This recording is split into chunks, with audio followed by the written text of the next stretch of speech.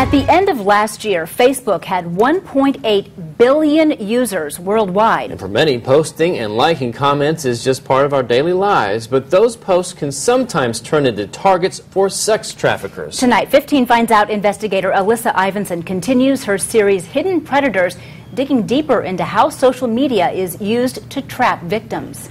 Well, Facebook, Twitter, Instagram, Snapchat, you've likely heard of those social media sites. But how about Kik? Or Yik Yak, or Chat Roulette?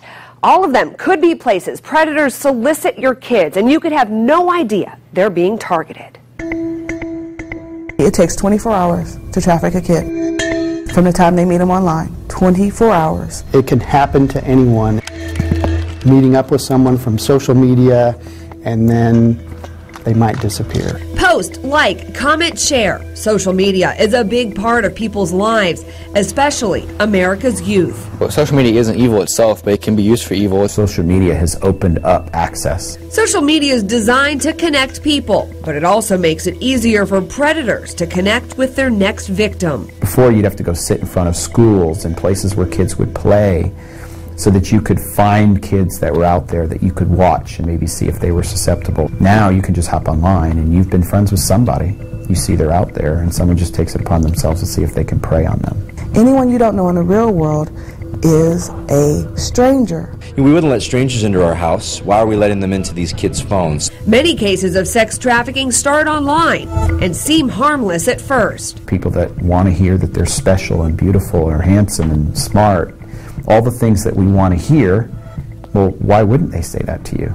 They're going to tell you that. Do they believe it? Probably not. It's called grooming. Traffickers will monitor posts, pick their target, and prey on their weaknesses. Traffickers look for naive children, and they look for kids who are needy. If they're talking about they're sad and they're depressed, well, that's a kid I can recruit. I can get to that kid. I can find a way into their life. I can make them feel better. I can tell them, oh, you want to be a model?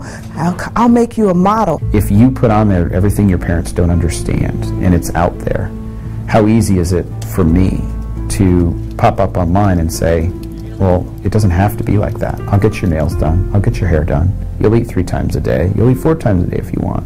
I'll give you a warm place to stay, nice hotels. The person on the other side of the screen could also ask for pictures, promise they'll be private, but then the sexting turns into sextortion, basically cyber blackmail, threatening to share the provocative pictures unless they get what they want. Nude images and what someone will do to keep their school from finding out that there's all these nude images and things they've done to themselves. Adults will do the same thing. The ability to friend people on Facebook is easy.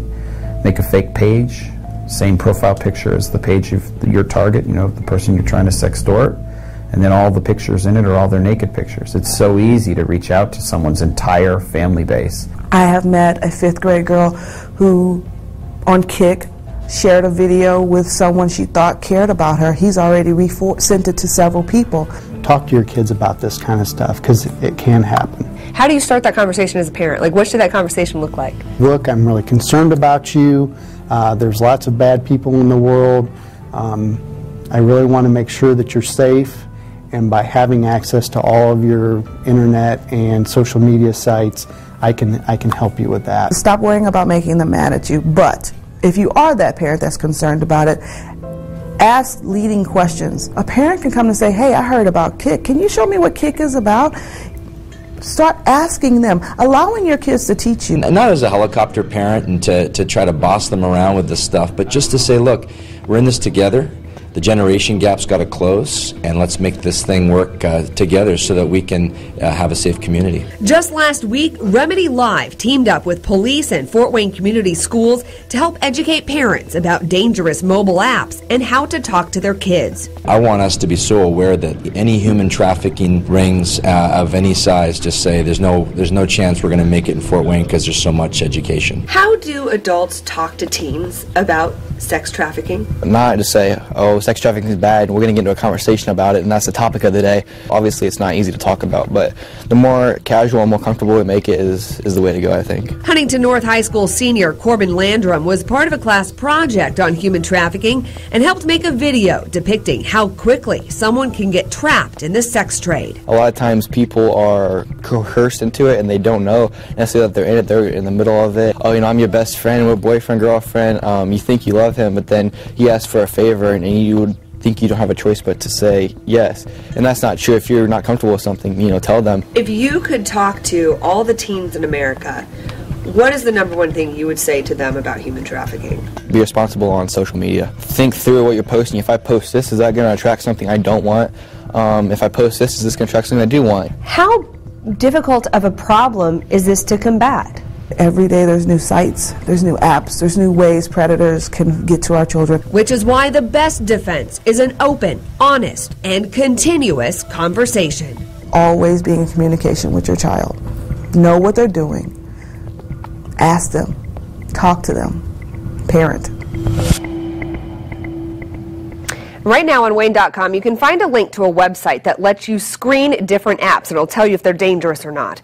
And if you or someone you know needs help from a trafficking situation right now, here's the national hotline to call. It's 1-888-373-7888. You can also call your local police. Now, next Thursday at 6, our Hidden Predators series continues, digging deeper into how agencies across the state are fighting back against sex trafficking. We will also answer your questions in a panel discussion on Thursday at 7 o'clock. You can watch it live on Wayne.com, and you can ask your questions. Just send them to us on Wayne.com or on Facebook and Twitter using the hashtag Hidden Predators.